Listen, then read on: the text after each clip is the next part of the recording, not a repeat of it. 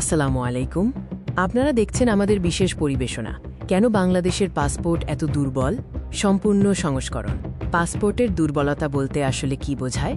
এর মূল অর্থ হল ভিসা ছাড়াই খুব কম দেশে ভ্রমণ করা যায়। বিশ্বের অন্যান্য দেশের পাসপোর্টের তুলনায় বাংলাদেশের পাসপোর্টের অবস্থান কোথায়? দুর্ভাগ্যবশত এটি সর্বনিম্ন র্যাঙ্কিংয়ের দিকে থাকে। এই দুর্বলতার কারণগুলো কি কি এবং এর ফলে আমাদের নাগরিকদের জীবন ও দেশের অর্থনীতিতে কী ধরনের প্রভাব পড়ছে, আজ আমরা সেসব বিশ্লেষণ করব। পাসপোর্টের ক্ষমতা কিভাবে মাপা হয়? সাধারণত একটি পাসপোর্ট ব্যবহার করে ভিসা ছাড়াই কতগুলি দেশে প্রবেশ করা যায় তার উপর ভিত্তি করেই এই ক্ষমতা নির্ধারণ করা হয়। হেনলি পাসপোর্ট সূচকের মতো আন্তর্জাতিক সূচকগুলি এই র্যাঙ্কিং প্রকাশ করে। বাংলাদেশের বর্তমান র্যাঙ্কিং বেশ নিচে, যা আমাদের নাগরিকদের জন্য ভ্রমণকে কঠিন করে তোলে। বর্তমানে বাংলাদেশের পাসপোর্টধারীরা সীমিত সংখ্যক দেশেই ভিসা ছাড়া বা আগমনী ভিসার মাধ্যমে ভ্রমণ করতে পারেন। এই সংখ্যাটি অন্যান্য শক্তিশালী পাসপোর্টের তুলনায় খুবই কম। বাংলাদেশের পাসপোর্টের দুর্বলতার প্রধান কারণগুলি কি কি? প্রথমে আমরা অভ্যন্তরীণ চ্যালেঞ্জগুলি নিয়ে আলোচনা করব। দুর্বল অর্থনীতি এবং কম মাথাপিছু আয় একটি প্রধান কারণ।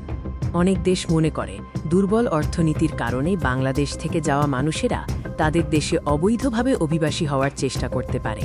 এছাড়াও রাজনৈতিক স্থিতিশীলতার অভাব এবং আন্তর্জাতিক অঙ্গনে দেশের ভাবমূর্তি এই র্যাঙ্কিংয়ে নেতিবাচক প্রভাব ফেলে।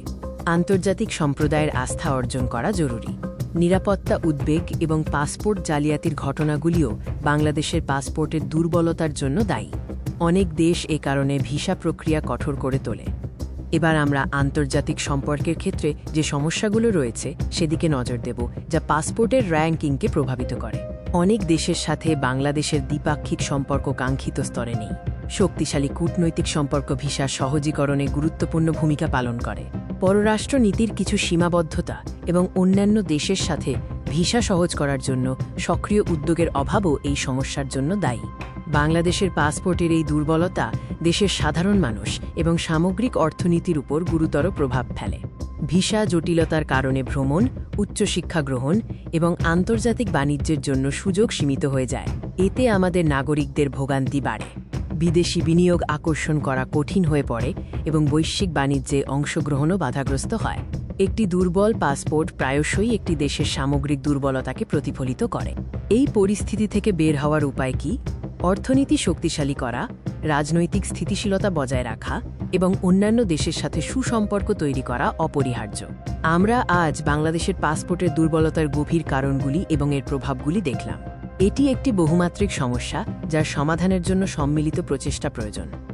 একটি শক্তিশালী পাসপোর্ট কেবল ভ্রমণের স্বাধীনতা দেয় না, এটি আন্তর্জাতিক মঞ্চে দেশের মর্যাদা এবং বিশ্বাসযোগ্যতাও বাড়ায়। আমরা আশা করি ভবিষ্যতে বাংলাদেশের পাসপোর্ট আরও শক্তিশালী হবে। এই আলোচনায় অংশ নেওয়ার জন্য ধন্যবাদ। এমন গুরুত্বপূর্ণ বিষয় নিয়ে আরও ভিডিও দেখতে আমাদের চ্যানেলটি সাবস্ক্রাইব করুন এবং আপনার মতামত কমেন্টে জানান। আল্লাহ হাফেজ।